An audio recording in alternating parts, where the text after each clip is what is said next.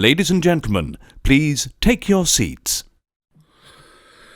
It's so very important to support Canadian cinema in all of its unique and ever-expanding forms, and if you're within the sound of my voice, that must mean you are in the seats with once more. As always, my name is Dave Voigt, and I'm the host of this podcast, where we sit down with a wide-ranging variety of industry professionals and we pick their brain about current projects, state of the industry, how they got started, and so very much more in a light and in a conversational fashion. And, if you like how we do things around here, I'm going to assume that you do because you're listening to the podcast right now. You can subscribe. You can find us over at Apple, Amazon, Spotify, Google, basically wherever you get your podcasts. And plus, we archive every single one of our episodes over at our In the Seats YouTube channel. So if you can give us a like and subscribe there as well, we would absolutely appreciate it. Also, don't hesitate to check us out on social media. We're on Facebook, we're on Twitter, and we're on Instagram at either at In the Seats or at It's Podcast One for all sorts of fun updates. And finally, and this is probably the most important, please pay us a visit over at In the Seats, intheseats.ca for all the latest and greatest from the world of film, television, basically the moving image at large. Because if we love to watch it and write about it and talk about it, we love it when you come by and read about it and listen about it. So please stop on by. On this episode, we got a real interesting one. We are diving into the film The White Fortress, which just played as a part of the Canada's Top 10 retrospective series at the TIFF Bell Lightbox, which is running all year long in various installments and forms. But the film we're talking about is The White Fortress. Again, like I said, and it's up for a couple of Canadian Screen Awards soon, and it's from writer-director Igor Drljaca. I apologize if I butchered that, but it's the film's really interesting. It's the story of a chance encounter between two teens from opposite sides of life in a post-war Sarajevo, where a blossoming romance conceals their desperate and ultimately disturbing motives as they try to figure out a way to survive and move forward with their lives and look for hope. And it's a incredibly, and yet another incredibly compelling film from Igor, who is definitely one of our better talents coming out of Canada these days. And we talk with him about the origin of the story and just sort of the nature of telling it, and so very much more. He's a wonderful filmmaker, but he's even a better conversation. So enjoy The White Fortress when it hits digital, the digital TIFF Bell Lightbox, the virtual cinema, which I do believe is next Friday, March 25th. But first, check out our talk with Igor, and again, enjoy because it's a good one. But I mean, just to kick it off, I just want to say first off, man, obviously, thank you so much for the time today. I really appreciate this. Thank you again. Now, I mean, congrats on the movie. Like, I absolutely loved it. Now, I guess my first question for you is, walk me through the origin of the story on your end, like why you wanted to tell this story. So this film began as, it actually kind of started off as a short film that I did in 2010 called The Woman in Purple. And it's available on Vimeo, I guess. It's easy to find. And that short film, I met a lot of sort of young people that kind of inspired me to really tackle this topic of, the sort of post-war youth, the post-war Bosnia in particular, and how this space, which seemingly, like at first glance looks like it's recovering, like things are going well, is actually anything but. There's been a major shift in sort of the value system that's kind of come along with this move towards this kind of almost like wild capitalist tendencies in these spaces where it's when we think about freedoms, when we think about the West helping countries come out of these wars, or the main thing that is becomes very clear is that they're interested in making sure the capital flows. Freedom and these ideas of political agency, those are secondary. They're I always consider them, they're nice consequences of this primary motive, which is, the flow of capital, ensuring that, like, these companies that used to exist there are privatized. And with that comes this this sort of the creation of a space that is not very helpful or able to provide many opportunities for young people. So you have something like 44% of the young people are unemployed. And I find that just I find that so mind-boggling, because coming from Canada, where, like, even if you're underemployed, you're still sort of employed. There's still a way for you to find a meaningful existence. Over there, like, there just aren't enough jobs. So what ends up happening is that young people just start either they kind of exist in the margins of society, or they leave, right? Yeah. So this starts to, like, kind of, I started noticing, like, these middle class or even upper middle class families who kind of became super poor, and then likewise these sort of opportune kind of politically kind of arranged families who are situated in that space, becoming increasingly rich, right? Mm. And I created a story that tried to kind of deal with these forces. My parents, for example, they're mixed marriage. They're ethnically mixed. So, technically the two sides were in two different sides of the war in the 90s. But now the biggest sort of problem is not the ethnicity necessarily. It really is sort of this rampant, inequality. And ethnopolitics is used just as, like, another extension of this sort of fear mongering that's played by the politicians, right? But, like, the real kind of threat is this extreme wealth inequality that's, like, way more extreme than anything you can think of in Western society, right? For sure. And you still have these sort of remnants of, like, oh, they have an apartment, they have, like, seemingly, they can afford some food, but, like, these are all remnants from that socialist period, right? Like, people still have an apartment, they have a roof over their head, but they really don't have, if they're lucky, they might have a pension once they turn 65. But, like, you can't really live off a pension in that space. Like, if it wasn't for remittances and, like, diaspora helping out and whatnot, or family stepping in, like, older people can't live on those. So I wanted to kind of create a love story, like one that gives us hope, even though the elements within the film are quite dire. There isn't really an easy answer as to, like, what should be done or who should do it. But, like, the idea that love, regardless of people's position, is this sort of, like, this act of resistance, and it can get us out of a shitty situation, even for a short amount of time. And that's sort of how it emerged. It emerged from this sort of hope that I was looking for, especially from the young people there, and how they kind of engage with the reality in that space. And I noticed these two trends, where, like, you have this move into the margins of society, and then this move out, this kind of flight out of the country.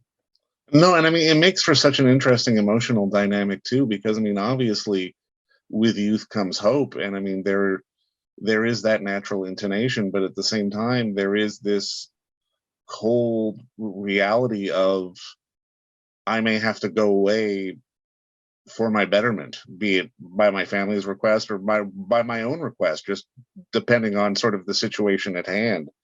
How did you find sort of navigating that from an emotional standpoint? Because on one hand, like you say, there are some moments of happiness and genuine joy in the film, but at the same time, there is this dark cloud that sort of looms over everything they do. So, like, you mean, how did I work with the darkness, or it's sort of like balancing the light and the dark? Yeah, right. I think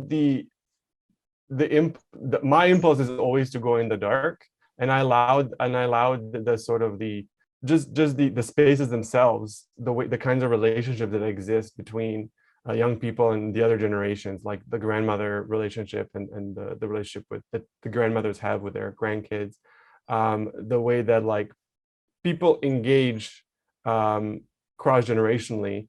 I find that is still like very sort of positive, and like try to kind of find, there's the strength of family is there, but the sad reality is that with poverty comes this sort of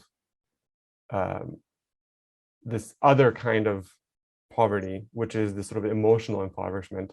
So Yeah. you start to lose contact with your even extended family members. There's just lack of, you might not have an internet connection.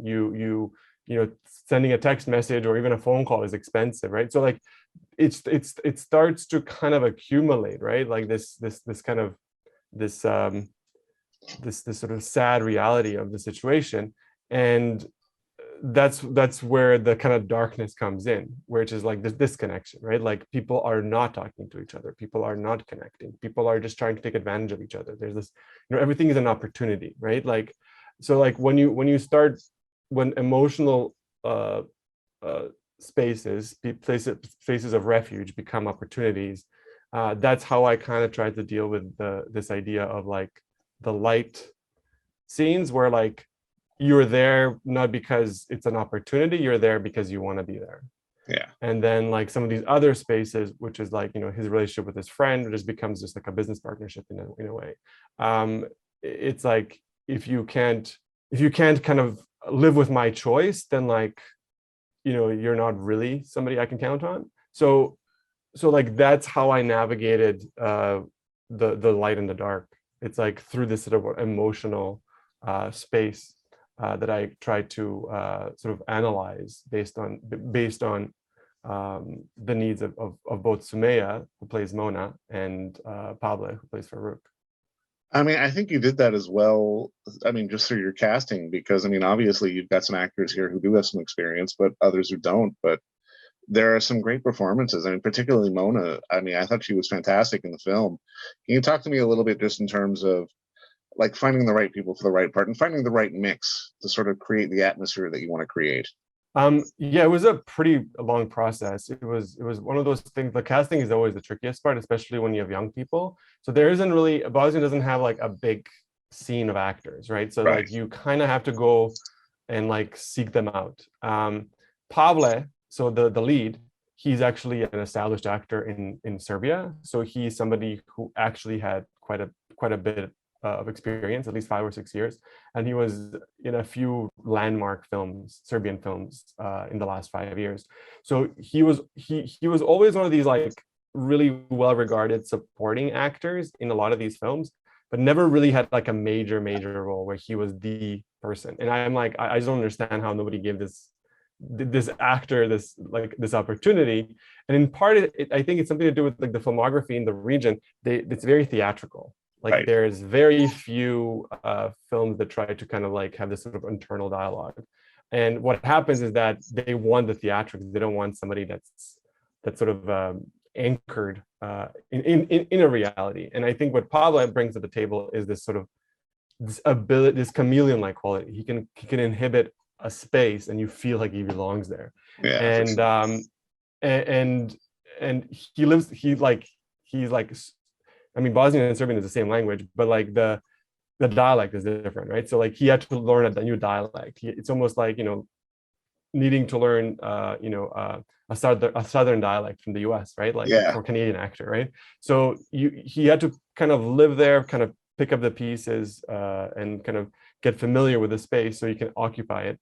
And then for Sumaya and a lot of the other actors, there was a very arduous sort of casting process, where like chemistry reads. We just had about 200 people show up, trying to figure out who's the best fit. And then as we reached sort of the final rounds, that's when I had Pavle do chemistry reads with Mona prospect. So Sumaya was somebody that only had some high school theater experience. Okay. She never like did any kind of screen work prior to this. And she said she would have never auditioned if it wasn't for her aunt, who heard like a radio ad for the casting. on local radio. So she mentioned it to her, and she just kind of showed up, and we're glad that she did. And then some of the other some of the other actors were also some of them are from the local academy, acting academy, and they were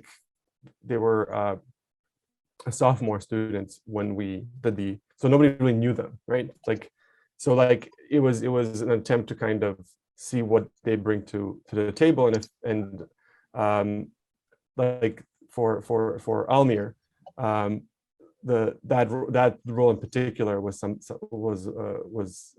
really important to me. So the casting process of that was almost as important as Mona, and we went with like an actor who is now sort of on his way to becoming an established actor, and then for some of the other young roles like Bilal's Vrecho, he was just like I guess his parents saw the audition and he auditioned for that role.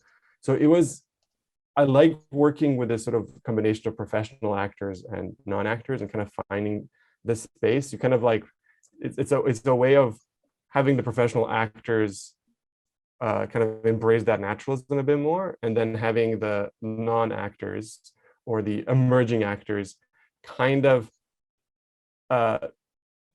through just spending time with the professional actors, pick up the useful elements of their technique, right?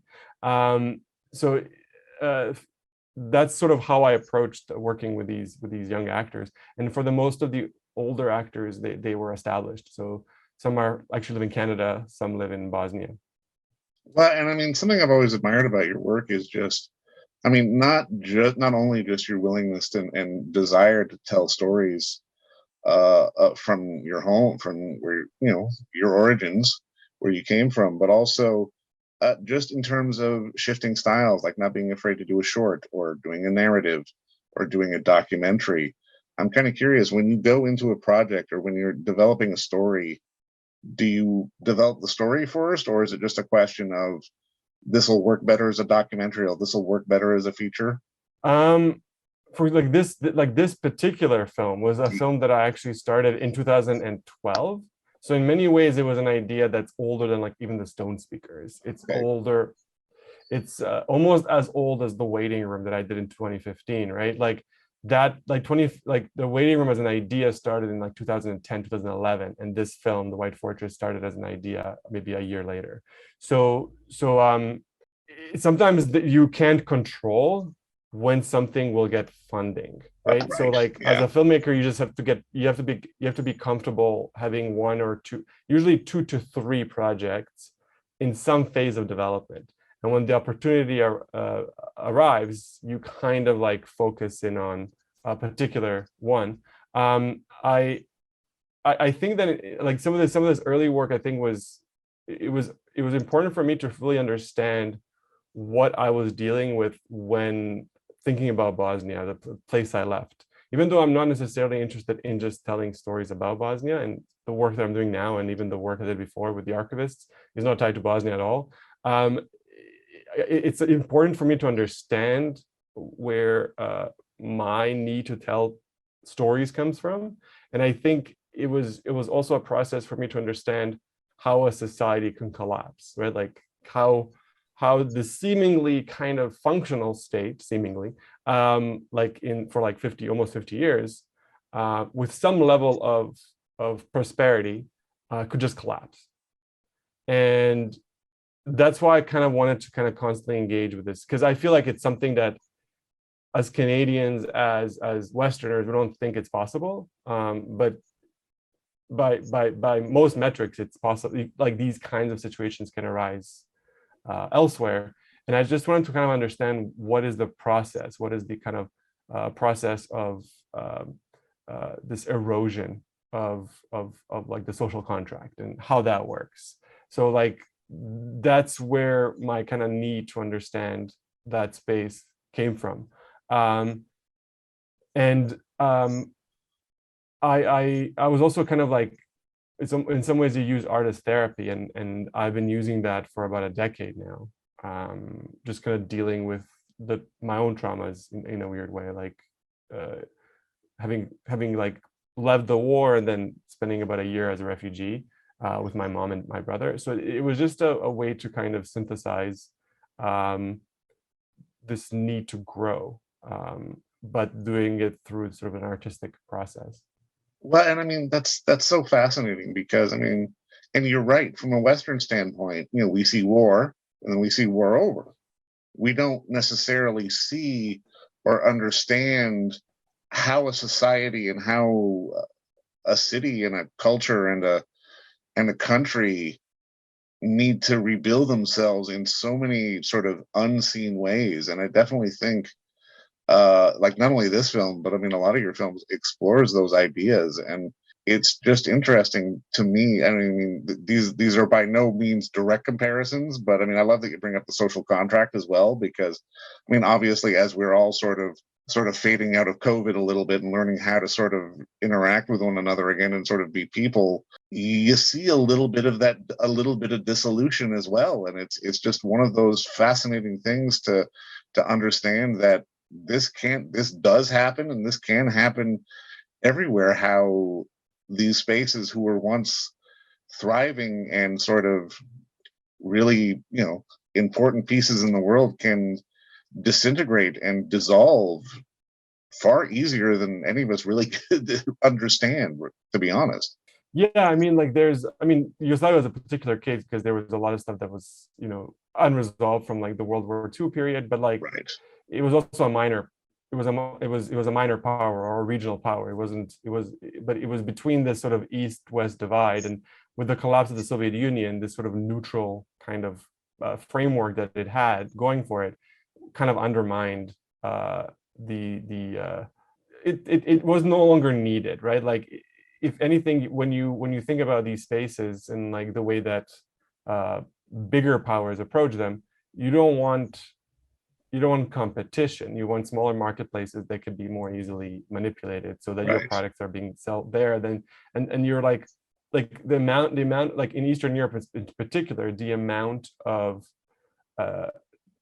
like brands and spaces and companies that have been completely gutted is insane. It's just like, you know, you go there, you like, some of these factory workers haven't even been paid, even though they're like partially Japanese owned or German owned or French owned, right? Like they still like live in this sort of limbo. And then there's this amazing kind of process of factory workers in Eastern Europe, because they haven't been paid, they are essentially dismantling these factories and selling the bits for scrap metal. So it's like it's the process of like disintegration, the process of rebuilding is a fascinating one. Maybe Yeah. in part because my partner sort of studied that space quite a bit. Like she's a political scientist. So we only see the news, like, you know, you see the facade, you see For sure. Right. what makes it on the news. You don't see how the money and the interest kind of precipitate in the creation of a particular form of rule in these spaces. Now, I mean, I've got to ask, what, because I mean, you really are making some very distinct and very, like from my perspective, I think important movies, especially on the Canadian landscape, that sort of gives us sort of, at least from a national standpoint, a real better understanding of how international we are as a people. And I mean, I'm kind of curious, what are the movies for you that were younger that maybe sort of had the light bulb go off in your head that made you want to be a storyteller? The first one that really kind of crystallized for me that filmmaking is not just entertainment, sort of is not purely entertainment, was when I watched or tried to watch Stanley Kubrick's 2001: The Space Odyssey. Right. Okay. And like I remember, it was like a film that in former Yugoslavia they would always show it, and I think they do this here too on some channels. They would always show it like for New Year's, like New Year's Eve. Right. And I remember like trying to finish it for like years and always falling asleep. and like eventually, I think I was like just before the war, I finally managed to finish it around, I was 9. Yeah. And I think it was the year the war started. And I'm like, I didn't fully understand it clearly. Right. But I was just so moved by it, how like cinema is not just entertainment. It's like a way to, it's a philosophical process. It's a way to get you to think. And and that's sort of like when it, to me, like crystallized that this is something that I might want to pursue. And then like there are other films that kind of like influenced me for sure. Like even like the work of like Spielberg influenced me for sure. Like that was the, you know, the 80s and the early 90s. The work of Cronenberg, like Videodrome, like was like a huge film Of for me. course, yeah. So also like a filmmaker that's now like kind of difficult to talk about, but he did play a role in like my formation in terms of like cinema is not just entertainment. Emmett Kusturica, who's a bit on the fringy right wing sort of extreme, but yeah, like there's like quite a few filmmakers that kind of play that role. Even Kieślowski, because I watched some of his stuff in high school. So like there's definitely few kind of Eastern European and American filmmakers and Canadian who were sort of landmark case studies for me when thinking about film, not just as an entertainment tool, but also as an art form with its own kind of special ways of conveying meaning. For sure. No, I mean, I guess just at the end of the day, because obviously audiences are going to get to see this next week, what do you hope people pull away from The White Fortress? Because I mean, obviously there may be some people who will look literally and, you know, wonder where the White Fortress is, but I mean, at least for me, when I watched it, it was more of that hope that is maybe just out of reach, if that makes any kind of sense. Just that's the thing you need to hold on to, but you know that you may or may not get it, but you still need to hold on to it. That's right. Yeah, like hope is like an ebbs and flows in a weird way, right? Right. And even if things don't turn out, like it should not be lost. But I hope that people sort of, what I want them to get out of it is that love is an act of resistance. Love, just like loving someone, truly loving somebody, truly being in the need of their company, their emotions, their to care for them is a very powerful thing. And that's sort of, I feel like sometimes it's in short supply. And in these sort of environments where there's a lot of complex sort of ethno-political and economic issues, it's sometimes harder to come by it. Not because like parents don't love their children, far from it, but it's like you have to navigate a space that's completely run by special interests, right? Like by political actors who have very little interest in transforming that society, because it, you know, the status quo benefits their bottom line. And what happens in these kinds of spaces when that goes on for too long is you even concepts such as love start being corrupted. It's easy to forget about them. Yeah. Really, you're absolutely right. And I mean, I think you've really put that on the screen well. Just at the very least, the importance to remember to love, to try to love, to sort of have that out there, because it is, like you said, it is a form of resistance. It really and truly is. And I mean, you know, I just want to say thank you for loving cinema and making a beautiful piece of work. And I think you've done a great job, and I can't wait for people to see it next week. And just thanks for the time today, man. And again, you know, congrats on the film. Thank you so much, David.